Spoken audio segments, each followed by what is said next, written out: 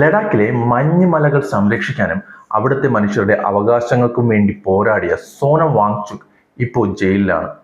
കഴിഞ്ഞ സെപ്റ്റംബറിൽ അറസ്റ്റ് ചെയ്ത അദ്ദേഹത്തിന്റെ തടങ്കൽ 100 ദിവസം പിന്നിട്ട് കഴിഞ്ഞു.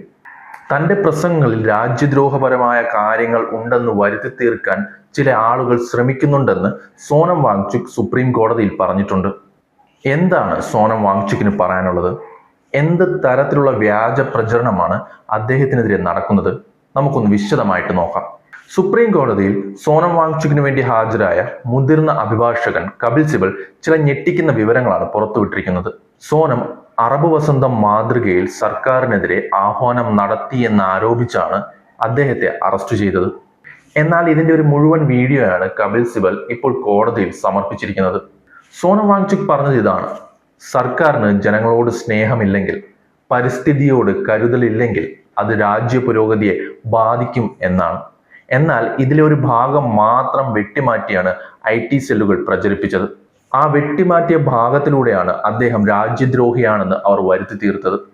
രാവൺ സീതയെ ഉപേക്ഷിച്ചതുപോലെയാണ് ലഡാക്കിനെ സർക്കാർ കൈവിട്ടത് എന്ന അദ്ദേഹത്തിന്റെ ഉപമയെ ഹിന്ദു ദേവതകളെ അപമാനിച്ചതായി കാണിക്കുകയും ചെയ്തുവെന്ന് കപിൽ സിബൽ പറയുന്നു. ഭരണകൂടത്തോട് വിയോജിപ്പുകൾ ഉണ്ടാകുന്നത് സാധാരണമാണ്. അതൊരിക്കലും രാജ്യദ്രോഹ കുറ്റമായി കാണാൻ സാധിക്കത്തില്ല. ഭരണകൂടത്തോട് വിയോജിപ്പുണ്ടാകുന്നത് ജനാധിപത്യപരമാണ്. സമാധാനപരമായ പദയാത്രകളും മറ്റു കാര്യങ്ങളും ഒരിക്കലും രാജ്യത്തിന്റെ സുരക്ഷയെ ബാധിക്കുന്ന ഒന്നല്ല എന്നും കപിൽ സിബൽ പറയുന്നുണ്ട്. അതിനോടൊപ്പം തന്നെ 6ാം ഷെഡ്യൂൾ കൊണ്ടുവരാമെന്ന് പറഞ്ഞത് ഭരിക്കുന്ന പാർട്ടിയാണ്. 2020 പറഞ്ഞത് 2025 പോലും നടന്നില്ലെങ്കിൽ ചോദിക്കുന്നതിൽ എന്താണ് തെറ്റെന്നും അദ്ദേഹം കൂട്ടിച്ചേർത്തു. കഴിഞ്ഞ സെപ്റ്റംബർ 26 നാഷണൽ സെക്യൂരിറ്റി ആക്ട് ചുമത്തി സോനം വാങ്ചുകിനെ അറസ്റ്റ് ചെയ്തത്. ഇപ്പോൾ അദ്ദേഹം ജോധ്പൂരിലെ സെൻട്രൽ ജയിലിൽ 125 ദിവസങ്ങളിൽ കൂടുതലായി ചിലവഴിച്ചു കഴിഞ്ഞു. ഇതിനിടെ തന്നെ അദ്ദേഹത്തിനെതിരെ ശക്തമായ വ്യാജ പ്രചരണം നടക്കുന്നുണ്ടെന്ന് അദ്ദേഹത്തിന്റെ ഭാര്യ ഗീതാഞ്ജലി കോടതിയിൽ നൽകിയ സത്യവാങ്മൂലത്തിൽ പറയുന്നുണ്ട്. അദ്ദേഹത്തിന് പാകിസ്ഥാനും ചൈനയുമായിട്ട് അടുത്ത ബന്ധമുണ്ടെന്നാണ് ഈ വ്യാജ പ്രചരണങ്ങളിൽ ഉള്ളത്.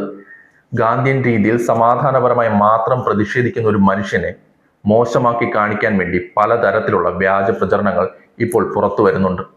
ലഡാക്കിലെ പ്രകൃതിയും മണ്ണും സംരക്ഷിക്കാനുള്ള പോരാട്ടത്തിൽ സോനം വാങ്ചുക് വീഴുമോ എന്ന് നമുക്ക് വരും ദിവസങ്ങളിൽ അറിയാൻ കഴിയും. സഞ്ജീവ് ഭട്ട്, സ്റ്റാൻ സ്വാമി, ഒമർ ഖാലിദ്, ഷർജിൽ ഇമാം എന്നിവരുടെ അവസ്ഥയാണോ സോനം വാങ്ചുക്കിനെ കാത്തിരിക്കുന്നതെന്നും നമ്മൾ കണ്ടു തന്നെ അറിയണം. ഫെബ്രുവരി 2-ാം തീയതിയാണ് ഈ കേസ് കോടതി വീണ്ടും പരിഗണിക്കുന്നത്. സത്യം പുറത്തു വരുമെന്നാണ് അദ്ദേഹത്തെ സ്നേഹിക്കുന്ന ലക്ഷക്കണക്കിന് ആളുകൾ വിശ്വസിക്കുന്നതും.